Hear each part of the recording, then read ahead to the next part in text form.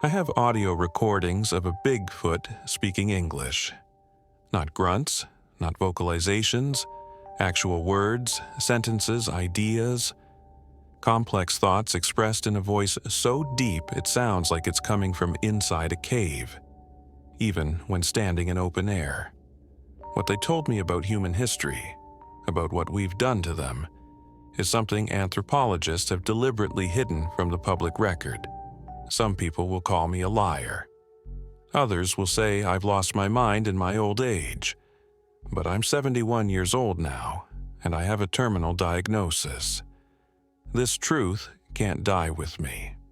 My name is David Thornton.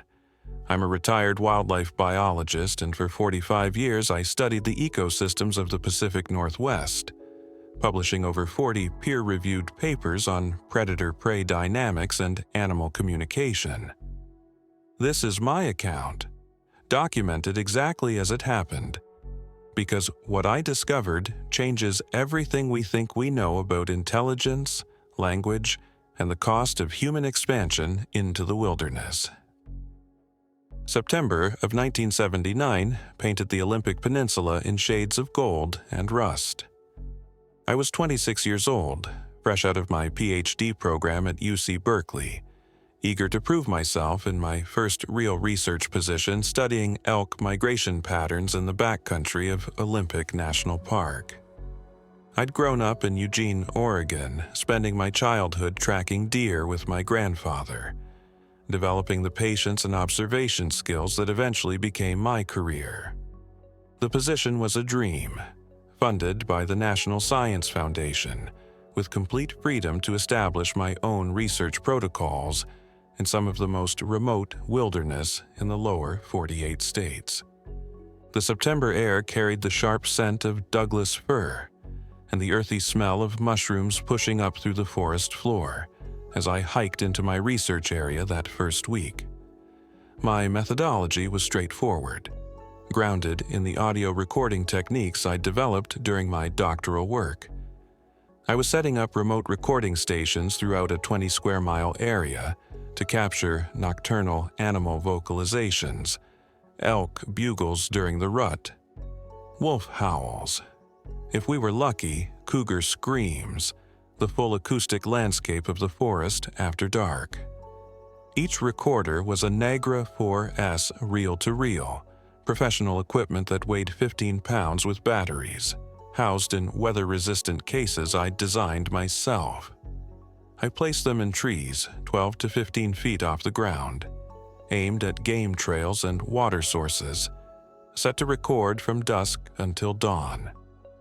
I was a scientist. I dealt in data, in measurable phenomena, in peer review and replicable results. I'd never given much thought to cryptozoology or campfire stories about Bigfoot. Those weren't subjects that appeared in the Journal of Mammalogy. If someone had told me then what I'd discover, I would have dismissed them immediately as delusional. It was September 18th, 1979, around 2:30 in the afternoon when I returned to retrieve the recorders from a 3-day recording session. The location was deep in the Hoh River Valley, about 15 miles from the nearest maintained trail, accessible only by bushwhacking through dense undergrowth and crossing 2 tributaries. I'd marked the route carefully, knowing I'd need to return monthly to collect data. The recorders had functioned perfectly, the reels full, battery indicators still showing charge. I packed them carefully into my frame backpack and hiked back to my base camp, exhausted but satisfied with the technical success. That evening, sitting in my tent with my headphones on, I began the tedious process of reviewing the recordings. Hour after hour of ambient forest sounds, the rustle of wind through hemlock branches, the distant rush of the river, occasional elk movements, a great horned owl at 3:47 a.m. standard, valuable data. Then, on the third recorder, approximately 6 hours into the recording, something impossible appeared in the audio. A voice, deep, resonant, unmistakably articulate despite the fragmented nature of the speech. The words were English, spoken with effort, with pauses between phrases as if the speaker was thinking carefully about each utterance. I heard, "They come with fire." A long pause, maybe 30 seconds. Then, "The children couldn't." Another pause. Then, clearest of all, "We remember the sound of screaming." I pulled the headphones off, my heart hammering against my ribs. My first rational thought was hikers, some kind of dramatic storytelling around a campfire. But the location was 15 miles from any trail. No one camps there. No one goes there. The voice itself was wrong, the pitch too low, the resonance too deep. I'd studied animal vocalizations for 6 years. I knew the acoustic limitations of the human vocal tract. This voice had a fundamental frequency below what human vocal cords could produce, somewhere around 60 hertz, impossibly deep. I played it again and again. 12 times that night, marking the exact timestamp, checking the audio levels for any sign of equipment malfunction or radio interference. Nothing. The recording was clean, undistorted. Whatever had spoken those words had been standing approximately 20 to 30 feet from the microphone, based on the audio levels. I barely slept. At first light, I hiked back to the recorder location with my camera and casting materials. The ground around the base of the tree showed clear disturbance. I found tracks in the soft earth near a fallen log, massive impressions that made my breath catch. I measured them carefully with my tape measure. 18.5 inches long, 7.5 inches wide at the ball, 5 distinct toe marks. The depth suggested something weighing between 600 and 800 pounds. The stride length, measured between 3 clear consecutive prints, was 6 feet, 3 inches. I made 3 plaster casts, photographed everything from multiple angles, documented the surrounding vegetation damage where something large had pushed through the salal and ferns. My hands shook as I worked. Every piece of training I'd received, every scientific principle I'd internalized, was screaming that this couldn't be real. Bears don't speak English. No known primate in North America stood on 2 legs and left 18-inch footprints. But the evidence was there, physical and audio, documented with the same rigorous methodology I'd use for any other field observation. I returned to my camp and spent the next 2 days reviewing every frame of notes, every measurement, every second of audio. I wrote everything in my field journal, but I knew I couldn't include this in any official report. My career would be over before it started.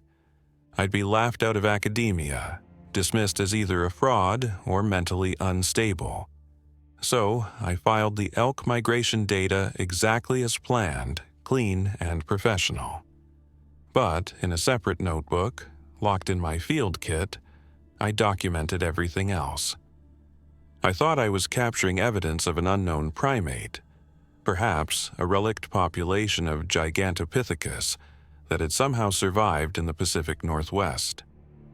I thought I was at the beginning of a zoological discovery that would rewrite the textbooks. I had no idea I was about to document a genocide. For 6 weeks, I heard nothing but wind and elk. Then, on October 23rd, the voice came back, and this time, it was speaking directly to the recorder. I had returned every week with fresh equipment, rotating through the same 5 locations, slowly expanding my grid of monitoring stations deeper into the Hoh Valley. Most recordings yielded exactly what I expected, the acoustic signature of a healthy forest ecosystem at night. Nothing unusual, nothing that challenged my understanding of the natural world. But I kept going back. Something about those fragmented phrases haunted me. The tone hadn't been aggressive or territorial. It had been something else entirely. Mournful, maybe, or warning. The breakthrough recording came from a station I'd placed near a seasonal creek, tucked into a grove of old-growth Sitka spruce, where the canopy was so thick that daylight barely penetrated. I was reviewing the audio in my cabin at the ranger station when I heard it. Breathing, slow and deliberate, just a few feet from the microphone. The sound went on for nearly 3 minutes, rhythmic, patient. Then a single word, spoken carefully, almost experimentally, listening. Not a question, a statement. Whatever had made that recording knew the device was there and understood its purpose. It was acknowledging surveillance. My reaction wasn't fear, it was excitement, the kind of intellectual electricity that comes from encountering a phenomenon that defies categorization. I immediately modified my approach. The next week, I hiked to that same location in the late afternoon and did something that would have horrified my dissertation committee. I spoke directly to the forest. "My name is David Thornton," I said, standing near the recorder, feeling ridiculous but committed to the experiment. "I'm a scientist. I'm studying animal behavior in this area. I don't mean any harm. I'm just trying to understand who you are." Silence. Just the whisper of wind through the spruce needles and the distant murmur of the creek. I waited for 20 minutes, then hiked back to my truck as darkness settled over the valley. The next morning, returning to collect the recorder, I found something that stopped me cold. A handprint on my tent, pressed into the rainfly fabric while the material was wet. The print was enormous, easily 14 inches from the base of the palm to the tip of the longest finger, with 4 distinct finger impressions and a broad thumb set lower than a human's. Whatever had left it had visited my camp during the night, close enough to touch my shelter while I slept inside. I began leaving notes with the recorders, written on waterproof paper and clipped to the cases. Simple questions. Can you understand written language? What do you want me to know? Are you alone? For 3 weeks, the notes remained untouched. Then in mid-November, I retrieved a recorder and found my note gone, replaced by a single word scratched into the bark of the tree with something sharp. Careful. That same recording contained the clearest vocalization yet, a full sentence spoken in that impossibly deep voice. Your kind forgets. We remember everything. December brought early snow to the high country, and I reduced my trips to twice a month, struggling through increasingly difficult conditions to maintain the monitoring stations. I'd become obsessed. I knew that. My official research was suffering. I was supposed to be tracking elk, documenting their response to winter forage availability. Instead, I was spending every spare moment focused on this impossible communication. On March 4th, 1980, just after dawn, it finally showed itself completely. I was sitting by my camp stove heating water for coffee when I heard the snap of a branch from the tree line 40 yards away.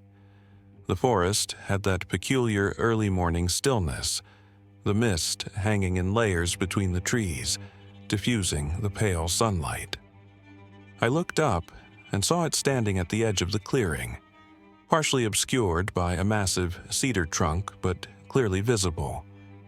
It was over 9 feet tall. I was certain of that from the way it stood in relation to the surrounding vegetation. The body was covered in reddish-brown hair, longer around the shoulders and head, shorter on the massive forearms. But what struck me most was the face. It wasn't ape-like, not quite. The brow ridge was heavy, yes, and the nose was broad and flat, but the eyes held something I'd never seen in any primate I'd studied. Age, wisdom, calculation. This was a being that had lived a long time and learned to be very, very careful. We stared at each other across that misty clearing. I didn't move, didn't reach for my camera, didn't do anything except hold its gaze and try to keep my breathing steady.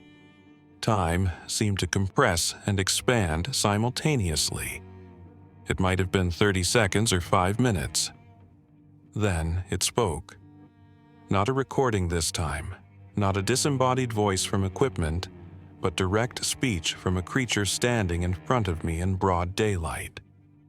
The voice resonated through the clearing, vibrating in my chest. "You want to know us? Why?"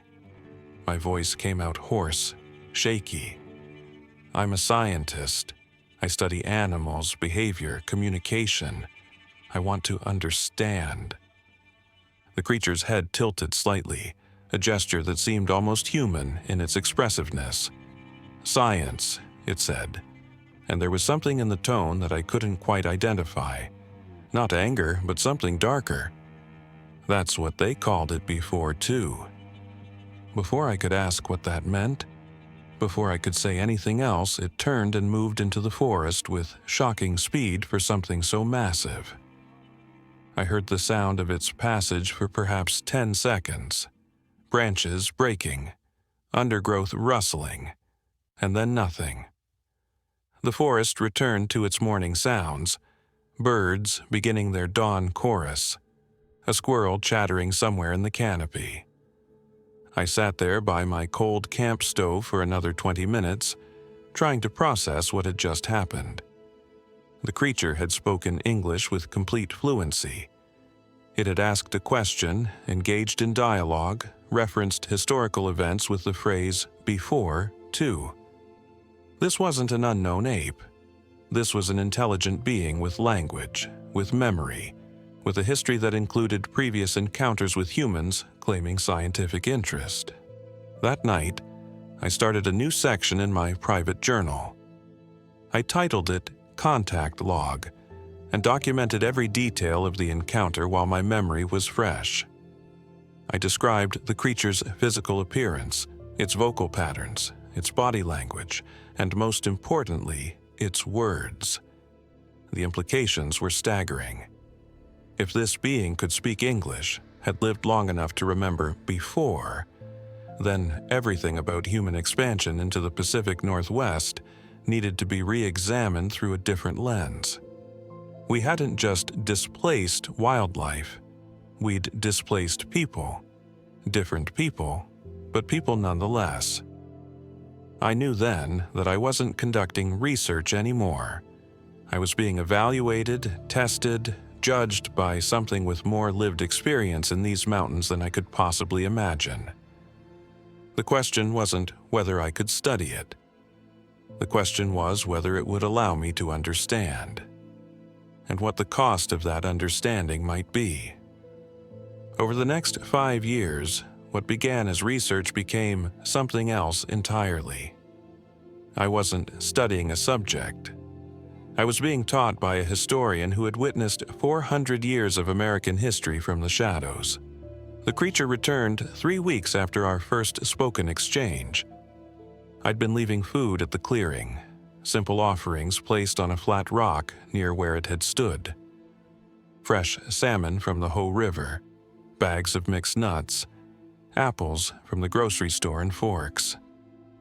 The food was always gone by my next visit, though I never saw it being taken.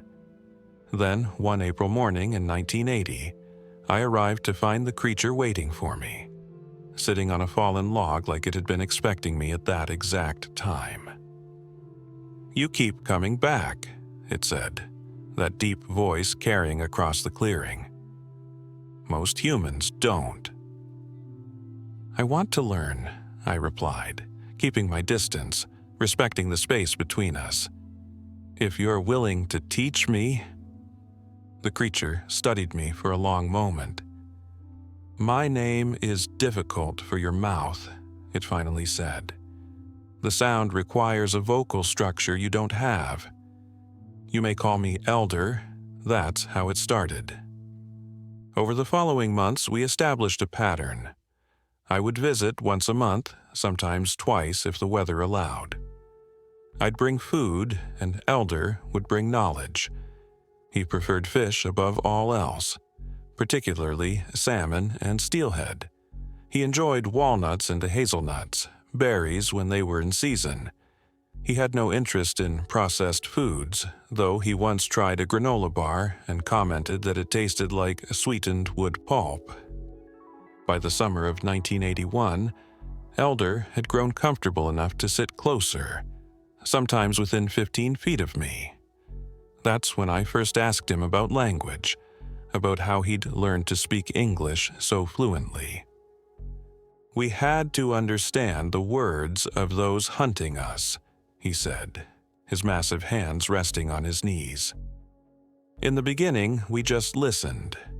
Hid in the trees above your camps, stayed downwind, watched.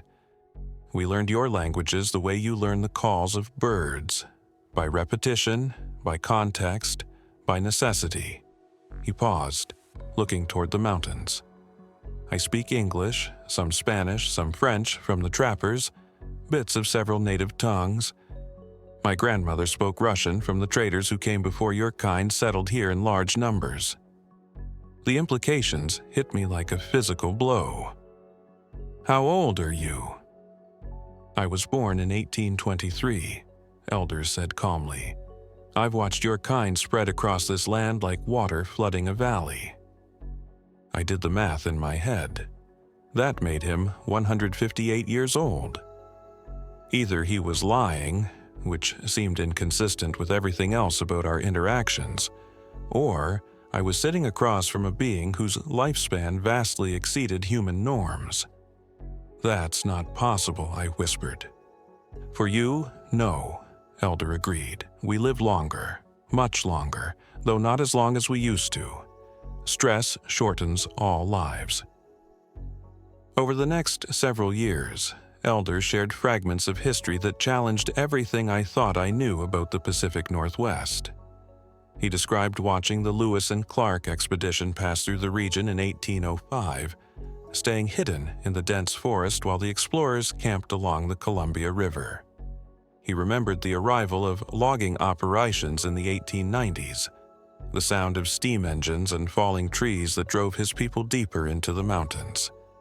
He spoke of the 1920s and 1930s, when hunting parties would come specifically looking for what they called wild men, offering rewards for proof.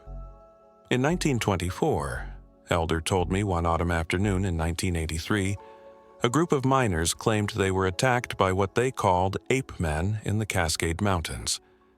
It wasn't true. My uncle and 2 others were simply trying to scare them away from our territory. The miners shot at them, hit my uncle in the leg. Then they went to town and told stories of monsters. Within a week, dozens of men with rifles were in those mountains. We lost 3 that year, 2 shot, 1 captured. "Captured?" I asked. "What happened to them?" Elder's expression darkened. "They were taken away. We don't know where.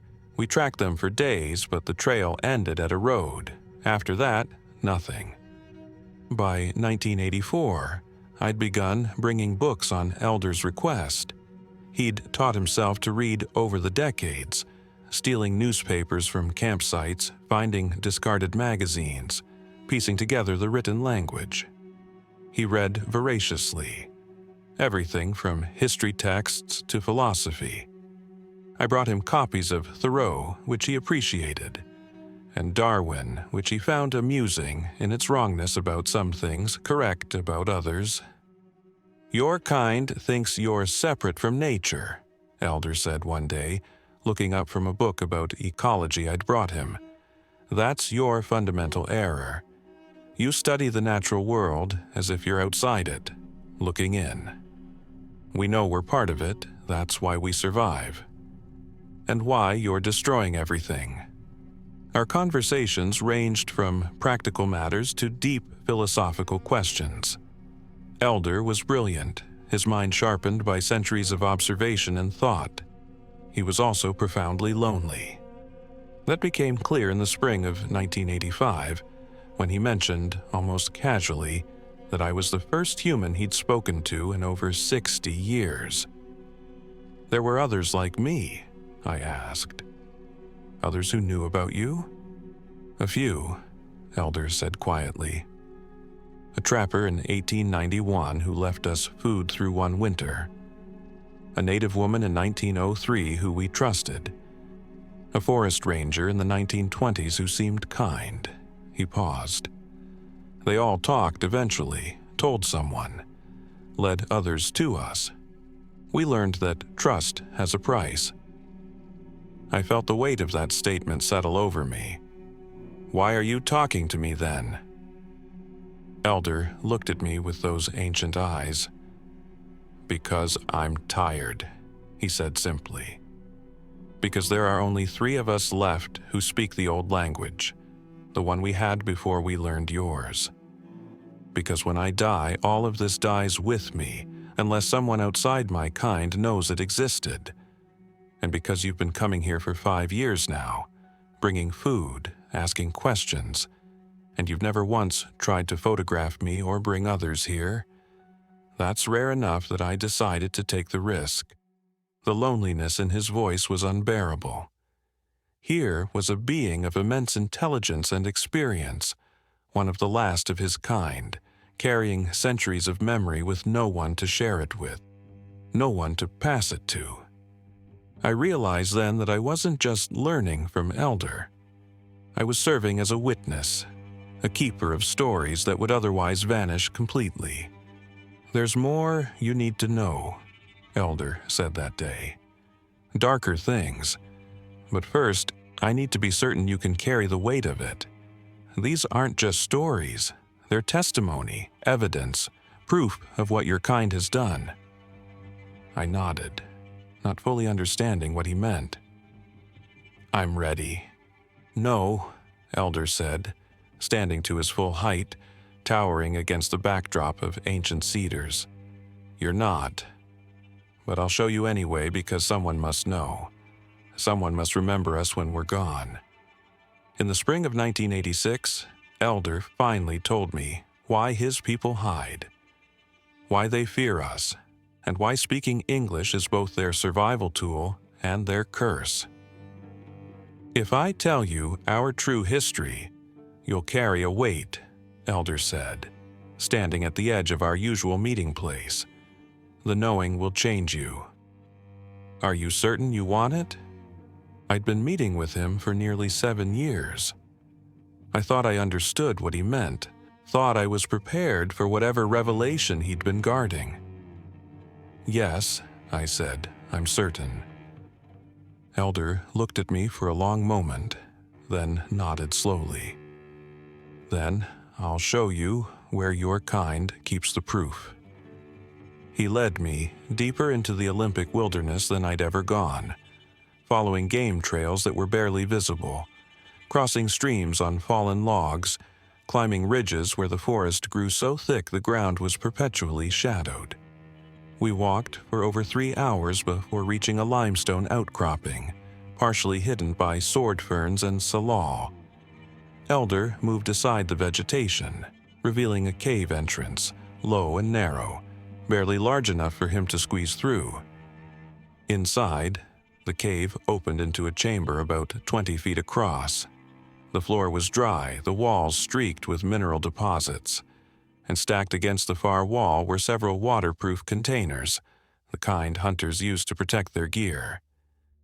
Elder opened them one by one, and I understood immediately why he'd needed to show me this in person. Words wouldn't have been enough. The first container held newspaper clippings, dozens of them, yellowed and brittle but carefully preserved. I knelt down and began reading by the light of my flashlight. Wild man captured near Medford, Oregon, read one headline from 1924.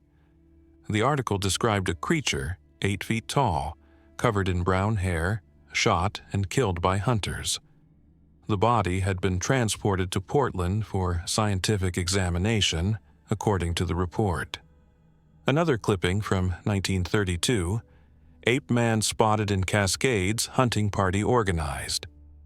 A third from 1967, mysterious creature shot in Northern California remains missing. There were dozens more, each one documenting a sighting, a hunt, a killing. Some bodies were lost before they could be examined. Others were taken by federal authorities, and never seen again. The pattern was clear and consistent across decades. The second container held something that made my hands shake. Government documents, official letterhead from the Bureau of Land Management, the U.S. Forest Service, even the Department of the Interior. Memos discussing specimen management and containment protocols for undocumented primates. One letter, dated 1955, discussed maintaining information security regarding North American great ape populations to prevent public panic and interference with ongoing research. The third container held photographs. I almost couldn't look at them. Bodies on metal tables in what looked like medical facilities. Large, hair-covered forms lying motionless under harsh fluorescent lights. In one photo, 3 men in white coats stood next to a table, smiling at the camera like they'd just landed a prize fish. On the table was a Bigfoot, clearly dead, its eyes still open. "This is genocide," I whispered. "This is systematic extermination." "Yes," Elder said quietly. "Now you understand." He sat down on the cave floor, his enormous frame seeming to collapse inward. "I was born in 1823, as I told you. I grew up in a family of 12. We lived in the deep forest, avoided your settlements, took nothing but what the forest provided. We were peaceful. We had language, culture, stories, passed down through generations. We made tools, built shelters, taught our children. We were people, just not your kind of people." His voice dropped lower, and I heard something I'd never heard from him before: raw grief. In 1875, when I was 52, loggers found our winter shelter. We tried to run. They shot my father and 2 of my brothers. They let the rest of us escape, but they took the bodies. 3 weeks later, I saw a newspaper in a camp they'd abandoned. There was a drawing on the front page. It was my father. The article called him a specimen of unknown ape species, said he was being preserved for the Smithsonian Institution. They turned my father into an object, a curiosity for display. I felt sick. "Elder, I'm so sorry." "That was just the beginning," he continued. "Over the next decades, more of us were hunted, some for sport, some for science, some just because we were different, and humans fear difference. By 1900, there were maybe 2,000 of us left across the entire Pacific Northwest. By 1950, perhaps 500. Now," he paused, his massive shoulders sagging, "perhaps 200, scattered from Northern California to British Columbia. Most live completely alone, too afraid to seek out others, too traumatized to trust." He told me then about his mate, taken in 1952. Her name was Evening Song, the closest translation I can give you. We'd been together for 40 years. We had 3 children, all grown. One spring morning, she went to fish in a stream we'd used for decades. She didn't come back. I tracked her scent to where vehicles had been parked on a logging road. I found a tranquilizer dart in the mud. I followed the road to a facility near Seattle, a concrete building with high fences. I could hear her screaming inside for 3 days. On the 4th day, there was silence. His voice broke. I stayed nearby for 2 weeks, hoping. I heard men talking one day about complications and subject deceased. They brought her body out in a metal container and loaded it into a truck. I never saw her again. The cave felt suffocatingly small. I wanted to run, to escape this knowledge, but Elder wasn't finished. "Here's what you need to understand," he said, looking directly at me. "We learned your languages to survive. We thought if we could understand your words, we could avoid you better, predict your movements, hear danger coming. But speaking your language became its own curse. When we could only make sounds you didn't understand, when you shot us, we were just animals to you. Strange animals, but animals. Now, when we can beg in English, when we can say please don't or I have children, you still shoot. And it's worse for your kind because now you have to justify killing something that can plead for its life in words you understand. So you tell yourselves we're not really people. You call it science, call it research, call it anything but what it is: murder. I sat there on the cold cave floor, surrounded by evidence of atrocities that had no place in history books, no memorial, no acknowledgement. Elder had shown me proof that an intelligent species had been systematically hunted, captured, killed, and erased from public knowledge for over a century. Why show me this? I finally asked. Why trust me with it? Elder carefully packed the containers back in their places. Because you'll outlive me, he said simply. Because someone outside my kind must know we existed, that we were people, that we mattered. When I'm gone, these documents might be all that's left. I need someone to bear witness, even if you never tell another soul while I'm alive. Someone has to know the truth. I thought knowing the history was the hardest part. Then, in 1996, I discovered the persecution never ended. It just became more sophisticated. The world was changing rapidly in the late 1990s. Technology that had once been limited to military applications was becoming commercially available. Thermal imaging cameras that could detect body heat through dense forest. Trail cameras triggered by motion sensors, small enough to hide anywhere. GPS tracking systems, and eventually consumer drones that could survey vast areas from above. Each advancement made Elder's world smaller, more dangerous, more exposed. I first noticed his anxiety in the fall of 1997.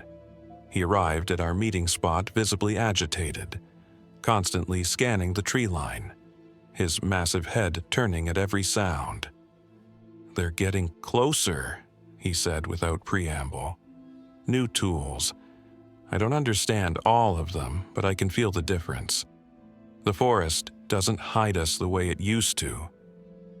He showed me what he'd found: a trail camera, mounted on a tree about 2 miles from where we typically met, pointed directly at a game trail he often used. The camera was high-end, expensive, not the kind casual hunters would use. "There are 3 more I've found in the past month," Elder said, "all in areas where my kind would travel. Someone is mapping our movements." I took the camera, turned it over in my hands, examined the SD card inside. "I can look into this," I said, "try to figure out who placed it." "Be careful," Elder warned. "Whoever they are, they're patient, they're systematic. This isn't sport hunting, this is something else." Over the next several years, I documented a pattern that deeply disturbed me. More cameras appeared in Elder's territory, always in strategic locations. Twice I found equipment that looked medical: dart rifles hidden in weatherproof cases, large animal tranquilizers, doses far too high for bears or elk. Someone was preparing to capture something very large, something that required sedation levels I'd only seen used on elephants. Then, in 2003, everything escalated. Elder appeared at our meeting place 3 weeks early, breaking our established schedule for the first time in over 20 years. His eyes were wild, his breathing rapid. "They have one of us," he said, his deep voice cracking with emotion. "Alive." "What? Where?" I demanded. 40 miles northeast, near Quilcene. "There's a facility there, private land, high fences, guards. I've been getting closer at night listening. I can hear her. She's young, maybe 40 years old." She calls for her mother in our old language. He sat heavily on a fallen log, his enormous hands clenching and unclenching. She's the daughter of a friend. I promised her mother I'd watch over her. Now she's in a cage, and I can't reach her. I spent the next week investigating, using my credentials as a wildlife biologist to ask questions, to research.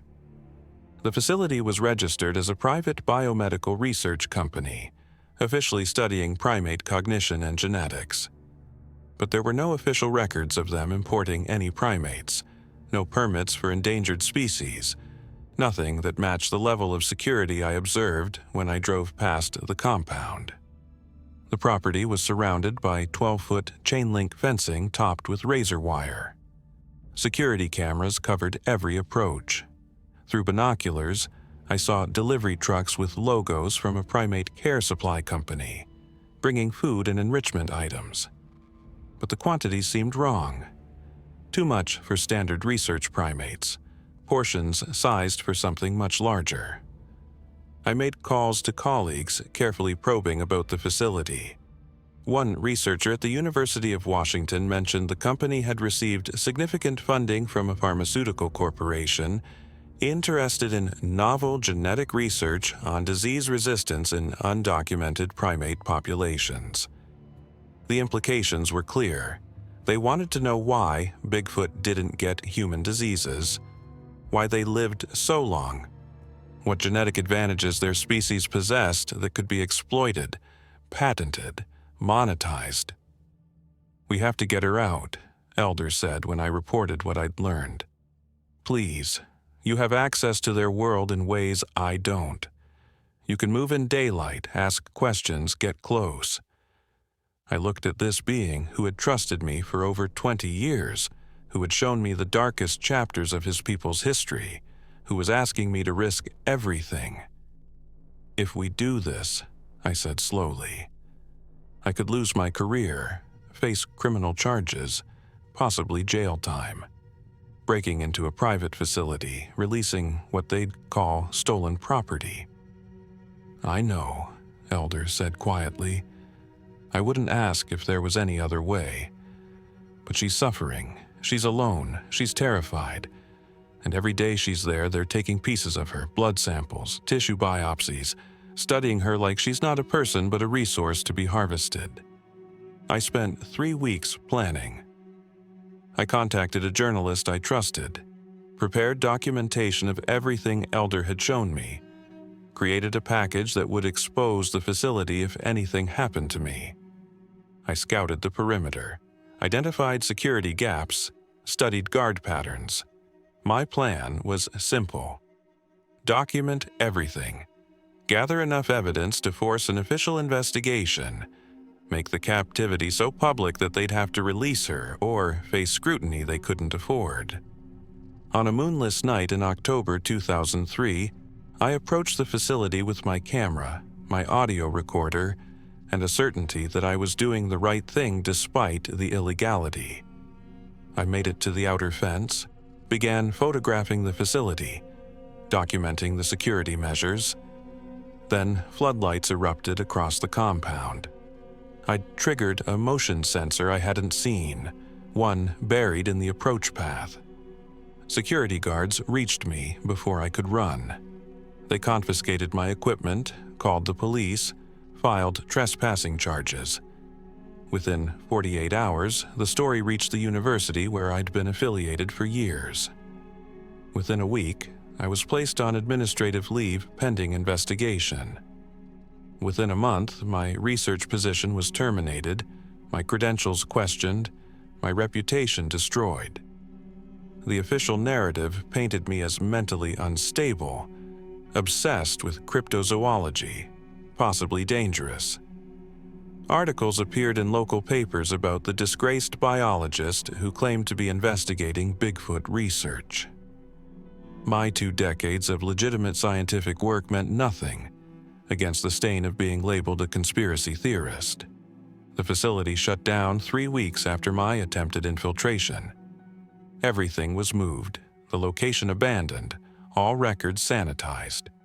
The captive Bigfoot disappeared with them, relocated to some other unnamed location. I'd failed completely, and my failure had cost me everything. When I finally met with Elder again, weeks later, in a new location far from our old meeting place, he looked at me with such sorrow. "I've cost you everything," he said. "No," I replied, though my voice was hollow. "They've cost you everything, for centuries. I just finally shared a fraction of what your people have endured. One human finally faced consequences for trying to help instead of harm, and somehow that's a tragedy. Your entire species faces extinction, and I lost a job. There's no comparison." Elder reached out and placed one massive hand on my shoulder, a gesture of solidarity that transcended species. "You tried," he said. "That's more than almost any human has ever done. You saw us as people and you acted accordingly. That matters, even when it fails." But in his eyes, I saw the truth we both knew. The young female was still captive somewhere, being studied, being used, and neither of us had the power to save her. The weight of that failure would stay with both of us for the rest of our lives. Elder died in 2018. He was 195 years old. Before he went, he made me promise to tell this story. Not for proof, but for memory. The years between 2003 and 2018 were quieter, smaller. After losing my position, I took work as a consultant for environmental impact assessments, freelance projects that paid enough to keep me fed, but required nothing of my damaged reputation. I moved to a cabin outside Forks, closer to Elder's territory, and we continued meeting, though less frequently. He was aging visibly now, his movements slower, his massive frame beginning to show the weight of nearly 2 centuries of survival. But his mind remained sharp, sharper perhaps, as if he was racing against time to pass along everything he knew. He taught me how to read the forest the way his people did, how to identify their markers, subtle arrangements of stones or broken branches that signaled safe paths or warnings. He showed me locations where others of his kind occasionally traveled, though he warned me never to approach them. "They don't have my history with humans," he said. "They wouldn't understand why I trust you, and they'd be right not to." By 2015, Elder's movements had slowed considerably.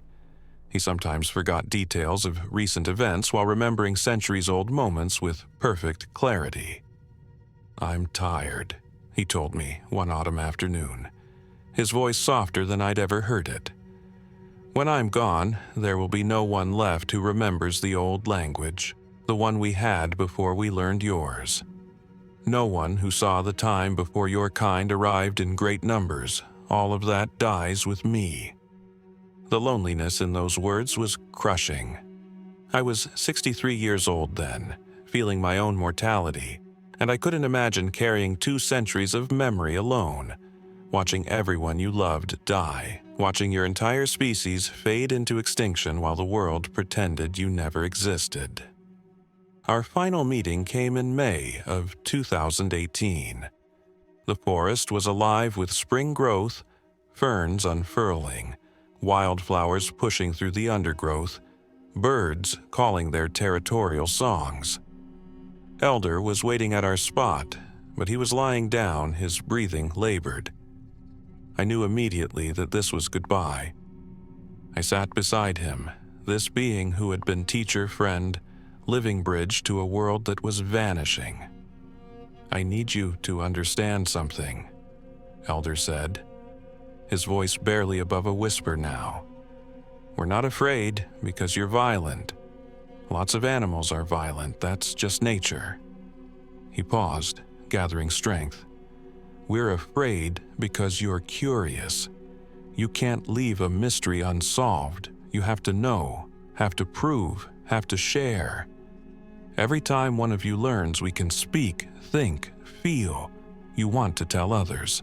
You want credit for the discovery, And that sharing is how we die."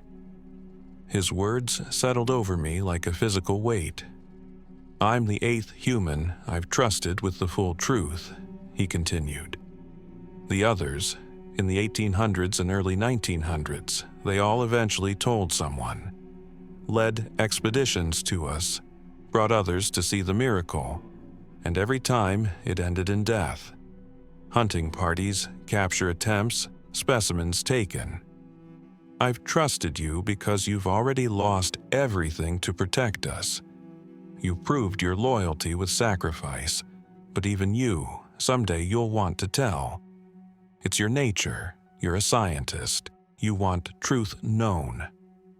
"I won't," I started to say, but Elder raised one massive hand. "You will, eventually. And that's what I need to explain. If no one knows we're people, they kill us as animals. If they know we're people, they want to study us, own us, profit from us.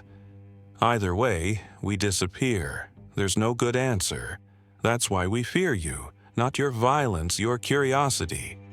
Your need to solve every mystery means we can never be a mystery that remains unsolved and survives."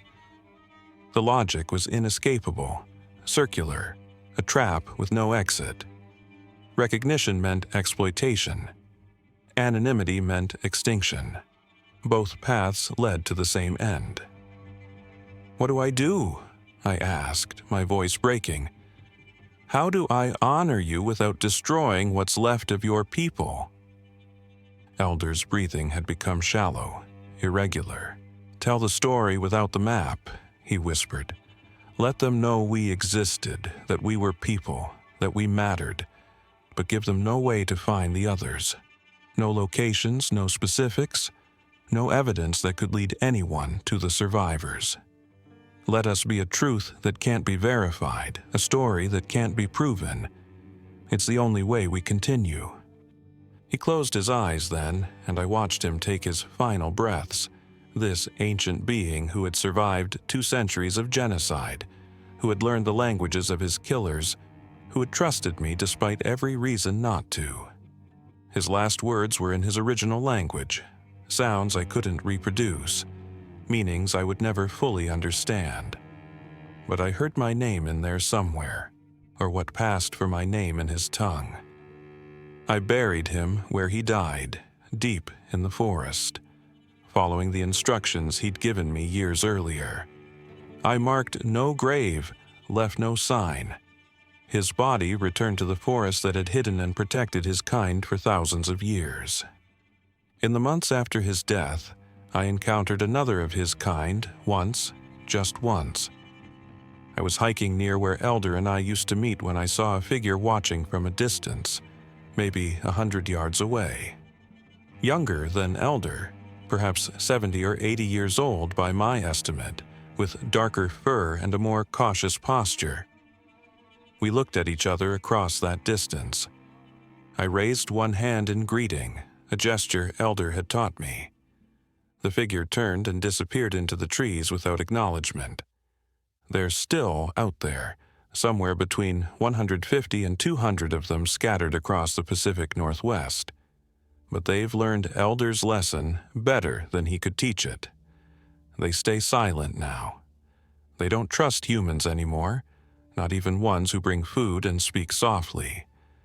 Elder was the last bridge between our species, and with him gone, that connection has been severed, probably forever. I'm 71 years old now. I have stage 4 pancreatic cancer. The doctors give me 6 months, maybe a year. I've spent the last weeks of my life writing this account, and I've done exactly what Elder predicted I would do. I'm telling the story because I can't help myself, because the truth demands to be spoken, because silence feels like another form of erasure. But I've kept my promise too. Every location in this account has been changed, every specific landmark removed. Every piece of evidence that could lead someone to the remaining Bigfoot has been destroyed. I burned Elder's cave contents, scattered the ashes. I wiped all GPS data from my old field notes. This story exists now only as a story, unprovable, unverifiable, a testimony without evidence. Sometimes I still visit the forest where Elder and I met for nearly 40 years. I don't leave food anymore. That would create a pattern, a clue. I just sit on the old log where we used to talk and I listen to the wind in the trees.